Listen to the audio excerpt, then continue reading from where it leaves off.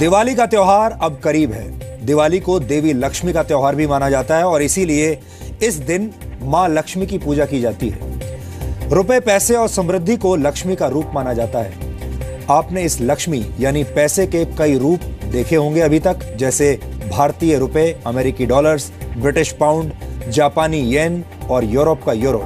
ये तमाम करेंसीज लक्ष्मी का ही रूप है। इनमें से ज्यादातर करेंसीज कागज से बनी होती हैं, जिन्हें आप अपनी आंखों से देख सकते हैं, अपनी जेब में रख सकते हैं और इन्हें छूकर महसूस भी कर सकते हैं। आप जिस भी देश में जाते हैं, आपको उसी देश की करेंसी इस्तेमाल करनी पड़ती है। लेकिन क्या आपने ऐसी करेंसी के बारे में सुना है जो किसी को दिखाई नहीं देती, लेकिन फिर भी वो दुनिया की सबसे मूल्यवान करेंसी बन गई है? हम बिटकॉइन की बात कर रहे हैं। ये एक प्रकार की डिजिटल करेंसी है। अगर इंटरनेट एक देश होता तो शायद बिटकॉइन इंटरनेट की राष्ट्रीय करेंसी होती। हो सकता है कि बिटकॉइन के बारे में आप में से बहुत सारे लोगों ने नहीं सुना होगा, और जिन्होंने सुना भी होगा उनमें से भी बहुत सारे लोग ये नहीं जानते होंगे कि ये कैसे काम करती है, बिटकॉइन होता क्या है।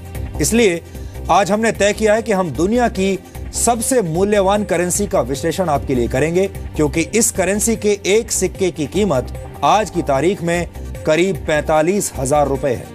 यह अलग बात है कि यह सिक्का किसी को दिखाई नहीं देता, क्योंकि यह एक तरह का डिजिटल सिक्का है।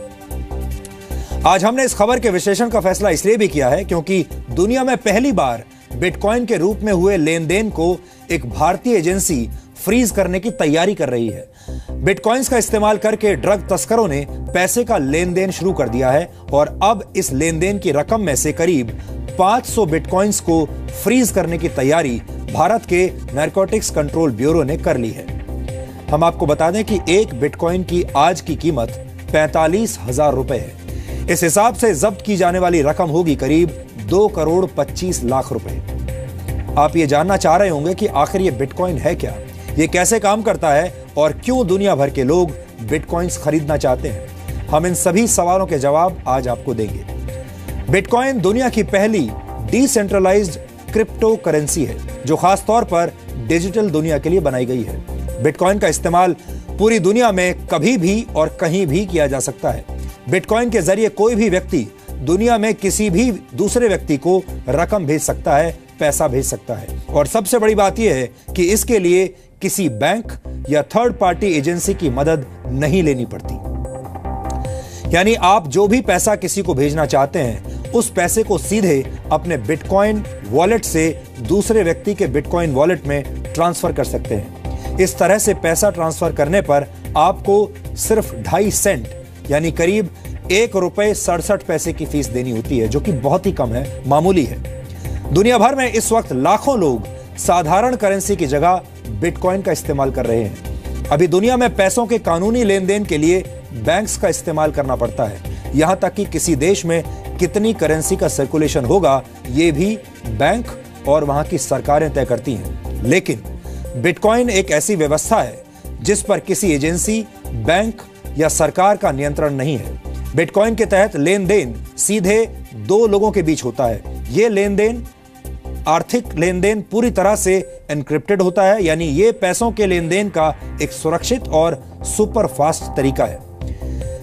लेकिन इस आर्थिक लेन देन की प्रक्रिया में आपके वॉलेट में नोट्स नहीं आते, करेंसी नहीं आती, बल्कि कुछ डिजिटल कोड्स आते हैं और यही कोड्स आप तक पहुंची हुई रकम होती है। अब आपको बताते हैं कि बिटकॉइन की अर्थव्यवस्था कैसे काम करती है। 5 वर्ष पहले तक एक बिटकॉइन सिर्फ 6 रुपए का था, लेकिन आज एक बिटकॉइन 45,000 रुपए का हो गया है। बिटकॉइन की शुरुआत आज से 7 वर्ष पहले 3 जनवरी 2009 को सतोशी नाकामोतो नाम के एक प्रोग्रामर ने की थी।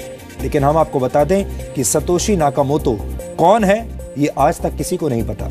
हालांकि अलग अलग वक्त पर अलग अलग लोग सतोशी नाकामोतो होने का दावा करते रहे हैं, लेकिन बिटकॉइन के असली जनक के बारे में अभी भी किसी के पास कोई पुख्ता जानकारी नहीं है। सतोशी नाकामोतो ने जब बिटकॉइन की शुरुआत की थी, तब उनका मकसद इसे करेंसी में बदलना नहीं था, बल्कि ऐसा सिर्फ ये साबित करने के लिए किया गया था कि बिना किसी थर्ड पार्टी की मदद के भी आर्थिक लेन देन किया जा सकता है, यानी ये सीधे 2 लोगों के बीच भी संभव है। 22 मई 2010 को पहली बार एक पिज्जा के बदले 10,000 बिटकॉइन देने की पेशकश की गई थी। यानी तब एक बिटकॉइन की कीमत सिर्फ 10 सेंट थी या 10 सेंट से भी कम थी। लेकिन आज बिटकॉइन की कीमत कई हजार गुना बढ़ चुकी है। बिटकॉइन के प्रचलन में आने के बाद ज्यादा से ज्यादा लोग अब इसे खरीदने की कोशिश करने लगे हैं और बिटकॉइन की कीमत लगातार बढ़ती जा रही है।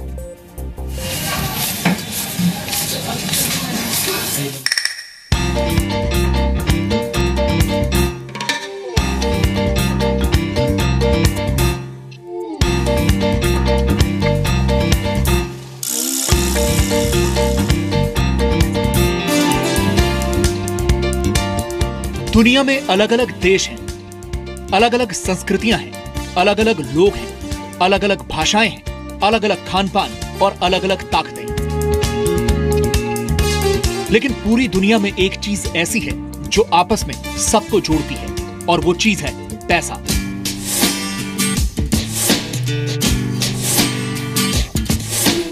आज लगभग हर काम के लिए पैसों की जरूरत पड़ती है, चाहे वो खाना खरीदना हो, पानी खरीदना, घर खरीदना, हथियार खरीदना, यानी हर चीज के लिए पैसों की जरूरत होती है। कई लोगों की जिंदगी इस पैसे को कमाने के चक्कर में खर्च हो जाती है। पैसे के लिए लोग मेहनत करते हैं, संघर्ष करते हैं, अपराध करते हैं और यहाँ तक कि लोगों का खून भी कर देते हैं। लेकिन क्या आपने कभी सोचा है कि ये पैसे, ये करेंसी और कागज का वो टुकड़ा जिसे हम नोट कहते हैं, असल में है क्या? दरअसल जो कागज का नोट आपकी जेब में है वो एक तरह का वादा है। वादा है आपको कागज के टुकड़े पर लिखी गई रकम चुकाए जाने का। जब आप ये नोट किसी दुकानदार को देते हैं तो वादे का ये कागज उसके पास पहुंच जाता है और वो दुकानदार बदले में आपको सामान दे देता है। यानी कागज के इस नोट का पूरा मूल्य सिर्फ वो वादा है जो आपसे रिजर्व बैंक ऑफ इंडिया ने किया है। लेकिन जब कागज के यही नोट आप बैंक में जमा कराते हैं तो बैंक उसमें से एक बड़ी रकम दूसरे लोगों को उधार दे देता है, जबकि आपके अकाउंट में आप अपनी जमा की गई रकम देख पा रहे होते हैं। हालांकि असलियत में वो रकम वहां होती नहीं है। उधार लेने वाला व्यक्ति उसी पैसे से सामान खरीदता है और वो पैसा एक बार फिर बैंक में पहुंचता है। बैंक उस पैसे को फिर उधार के तौर पर दे देता है और उस पर ब्याज भी वसूलता है। इस तरह से कागज के टुकड़े पर किया गया वादा अर्थव्यवस्था का सबसे बड़ा वादा बन जाता है। सच यह है कि अगर 3% लोग भी बैंकों में जमा अपना पैसा एक साथ वापस मांग लें तो बैंकों के पास देने के लिए कैश होगा ही नहीं, क्योंकि वो कैश यानी आपके द्वारा बैंक को सौंपे गए नोट एक बड़ी अर्थव्यवस्था का हिस्सा बन गए हैं। और इस पूरी अर्थव्यवस्था पर नियंत्रण है सरकारों का और बैंकों का। यानी सरकार और बैंक के स्तर पर अगर कोई गड़बड़ हो जाए तो आपका पूरा पैसा डूब सकता है। लेकिन बिटकॉइन इसी खतरे और बैंकों और सरकार के इसी नियंत्रण को दूर करने की कोशिश है। बिटकॉइन एक डिजिटल करेंसी है और एक सॉफ्टवेयर है। बिटकॉइन इंटरनेट की दुनिया से जुड़े कंप्यूटर्स के जरिए पेमेंट का नया तरीका है। बिटकॉइन एक ऐसी डिजिटल करेंसी है जो ओपन सोर्स सॉफ्टवेयर पर आधारित है, जिसका आविष्कार सतोशी नाकामोटो ने किया था। लेकिन आज दुनिया भर के हजारों प्रोग्रामर बिटकॉइन के फीचर्स को ज्यादा मजबूत और सुरक्षित बना रहे हैं। जब हम सामान्य तौर पर साधारण करेंसी का इस्तेमाल करते हैं तो इसकी देखरेख का जिम्मा बैंकों का होता है। यानी पैसा कहां से चलकर इनके पास पहुंचा, इसका पूरा रिकॉर्ड बैंक अपने पास रखते हैं और इसके बदले में बैंक फीस के रूप में अच्छी खासी रकम आपसे वसूलते हैं। और बिटकॉइन पैसों के लेन देन के बीच से बैंक और मिडिलमैन को हटाकर इसे ज्यादा तेज और सुरक्षित बना देता है। अब सवाल यह है कि एक डिजिटल करेंसी के साथ तो काफी छेड़छाड़ की जा सकती है या फिर फिल्मों की तरह इसकी पायरेसी भी हो सकती है। तो इसका जवाब है कि ऐसा संभव नहीं है, क्योंकि सतोशी नाकामोटो के आविष्कार की खासियत यह है कि बिटकॉइन आम लोगों के बीच बंटे ब्लॉकचेन में भेजा जाता है। जैसे बैंक आपके पैसे का हिसाब प्लस और माइनस में रखते हैं, वैसे ही ब्लॉकचेन में हर एक बिटकॉइन का हिसाब रखा जाता है। यानी दुनिया में कहीं भी और कभी भी हुए किसी भी बिटकॉइन ट्रांजैक्शन का हिसाब हमेशा ब्लॉकचेन में मौजूद रहता है। और इस ब्लॉकचेन को सुरक्षित रखने वाले लोगों को भी लेन देन पर नजर रखने के लिए ब्लॉकचेन को सुरक्षित रखने के लिए इनाम के तौर पर बिटकॉइन दिए जाते हैं, क्योंकि हर ट्रांजैक्शन को वेरीफाई किया जाता है और नेटवर्क इसका रिकॉर्ड रखता है, इसलिए इसमें धांधली नहीं की जा सकती। असीमित पैसा घोटालों को जन्म देता है, स्कैम्स को जन्म देता है और आर्थिक मंदी की वजह भी बनता है। किसी को नहीं पता कि इस वक्त दुनिया में कितने डॉलर्स हैं, लेकिन अगले 125 वर्षों के दौरान बनने वाले बिटकॉइंस की संख्या अभी से निर्धारित है। बैंक कई ऐसे लोगों को पैसे भी उधार देते हैं जिनका इरादा ये पैसे वापस करने का नहीं होता। ये लोग या तो खुद को दिवालिया घोषित कर देते हैं या देश छोड़कर चले जाते हैं और इसका खामियाजा आम आदमी को ही भुगतना पड़ता है। लेकिन डिजिटल करेंसी पर किसी सरकार या बैंक का नियंत्रण नहीं होता। ये एक ऐसी कंप्यूटर कोडिंग है जिसके साथ घोटाला भी नहीं किया जा सकता। ये नया ट्रेंड है और देखिए आने वाले समय डिजिटल वर्चुअल करेंसीज का होने वाला है। बिटकॉइंस क्योंकि सर्वप्रमुख डिजिटल करेंसी है, लिहाजा उसकी लोकप्रियता और उसका प्रचलन और बढ़ चुका है। बिटकॉइन का सबसे ज्यादा इस्तेमाल रेमिटेंसेस के क्षेत्र में बढ़ रहा है। रेमिटेंसेस उस रकम को कहते हैं जो विदेश में काम करने वाले लोग अपने मूल देश में भेजते हैं। आपको बता दें कि रेमिटेंसेस हासिल करने के मामले में भारत दुनिया का नंबर 1 देश है। देश से बाहर रहने वाले भारतीयों ने 2015 में 4,62,000 करोड़ रुपए की रकम भारत भेजी थी। आमतौर पर यह रकम बैंक के जरिए या मनी ट्रांसफर एजेंसियों के जरिए भेजी जाती है और बैंक्स और एजेंसीज रकम ट्रांसफर करने के लिए 5% से 30% की फीस वसूलते हैं। पूरी दुनिया में मनी ट्रांसफर पर औसतन 10% का चार्ज लगता है, यानी जो रकम हर साल भारत से बाहर रहने वाले भारतीय अपने घरों में भेजते हैं उसमें से औसतन 46,000 करोड़ रुपए इस फीस के रूप में चुकाए जाते हैं। यह बहुत ही सेंसिटिव चीज़ है और बहुत ही सेंसिटिव चीज़ों पे इस्तेमाल होता है, तो इसलिए इसकी जो मैकेनिज़्म है और जो लोग इसको हैंडल करते हैं वो हाईली सोफिस्टिकेटेड संस्थाएं होते हैं।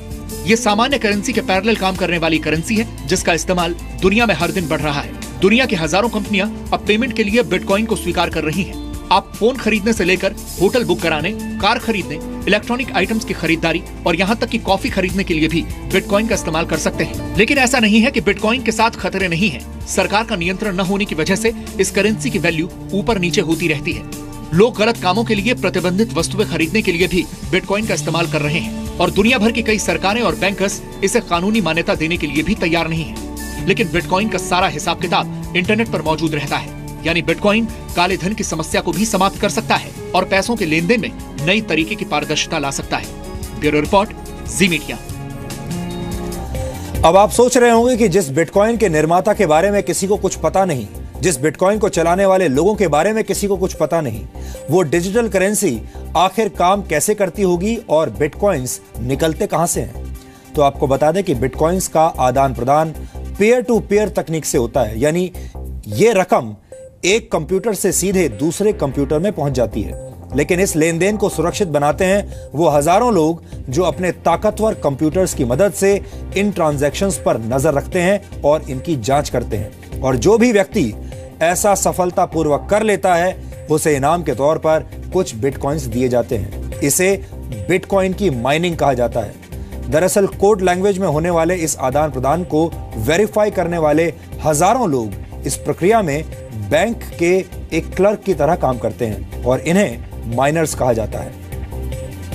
ये लोग ट्रांजैक्शंस पर नजर रखते हैं ताकि इसका गलत इस्तेमाल ना हो, लेकिन इस प्रक्रिया को पूरी करने के लिए इन माइनर्स को एक मैथमेटिकल प्रॉब्लम हल करनी होती है। जो माइनर जितनी जल्दी ये प्रॉब्लम सॉल्व कर लेता है उसे प्रॉब्लम सॉल्व करने के बदले में करीब 12.5 बिटकॉइंस मिलते हैं और इस तरह से बिटकॉइंस डिजिटल बाजार में आ जाते हैं। लेकिन बिटकॉइन की अर्थव्यवस्था का निर्माण इस तरह से किया गया है कि एक निश्चित समय के बाद बिटकॉइंस की संख्या घटकर आधी रह जाती है। शुरुआत में एक ब्लॉक से 50 बिटकॉइंस निकला करते थे। प्रति ब्लॉक बिटकॉइंस की संख्या हर 4 वर्ष में घटकर आधी रह जाती है। इसलिए आज से 125 वर्षों के बाद यानी सन 2140 तक नए बिटकॉइंस का निर्माण बिल्कुल बंद हो जाएगा। गणना के हिसाब से तब तक दुनिया में कुल 2,10,00,000 बिटकॉइंस आ चुके होंगे। बिटकॉइन भविष्य की करेंसी है और भविष्य में खत्म भी हो जाएगी। इसलिए लोगों में ज्यादा से ज्यादा बिटकॉइन खरीदने की होड़ मची हुई है। अगर आपको अब भी ये बात समझ में ना आई हो तो आपको एक उदाहरण की मदद से समझाते हैं। मान लीजिए कि इस महीने भारी मात्रा में सोने यानी गोल्ड की खुदाई की गई हो और उसे सामान्य कीमत पर लोगों में बांट दिया गया। लेकिन अगले महीने सोने की खुदाई आधी रह गई, जबकि खरीदने वाले लोगों की संख्या पहले जैसी ही है। तो ऐसे में सोने की कीमत बढ़ जाएगी और अगर हर महीने ऐसा होता रहे तो सोचिए सोने की कीमत कितनी हो जाएगी। बिटकॉइन की अर्थव्यवस्था भी ऐसे ही काम करती है। लोगों को पता है कि बिटकॉइंस की संख्या लगातार कम होती जा रही है, इसलिए इसकी कीमत लगातार बढ़ती जा रही है। यह डिमांड और सप्लाई का सामान्य फॉर्मूला है। सप्लाई जितनी कम होगी, डिमांड उतनी ही ज्यादा बढ़ेगी। भारत में सन 2015 में एक बिटकॉइन की कीमत 14,000 रुपए थी, जबकि मई 2016 में यह बढ़कर 30,000 रुपए प्रति बिटकॉइन हो गई और आज के रेट के हिसाब से एक बिटकॉइन की कीमत करीब 45,000 रुपए है। एक अनुमान के मुताबिक सन 2018 तक एक बिटकॉइन की कीमत करीब $10,000 तक जा सकती है, यानी आज के करेंसी रेट के हिसाब से 6,68,000 रुपए। दुनिया की बड़ी बड़ी कंपनियां बिटकॉइन की व्यवस्था में निवेश कर रही हैं, क्योंकि ज्यादातर लोग मानते हैं कि बिटकॉइन भविष्य की अर्थव्यवस्था है और आगे चलकर आज के नोटों की अहमियत कम हो जाएगी।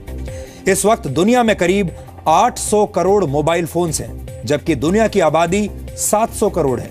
इसके उलट अभी भी दुनिया में 200 करोड़ लोग ऐसे हैं जिनके पास कोई बैंक अकाउंट नहीं है, यानी वो सभी लोग जिनके पास मोबाइल फोन्स हैं अगर बिटकॉइन का इस्तेमाल करने लगे तो ये दुनिया की सबसे बड़ी बैंकिंग प्रणाली बन जाएगी, और वो भी एक ऐसी बैंकिंग प्रणाली जिसमें किसी भी सरकार या किसी वित्तीय संस्थान का दखल नहीं होगा।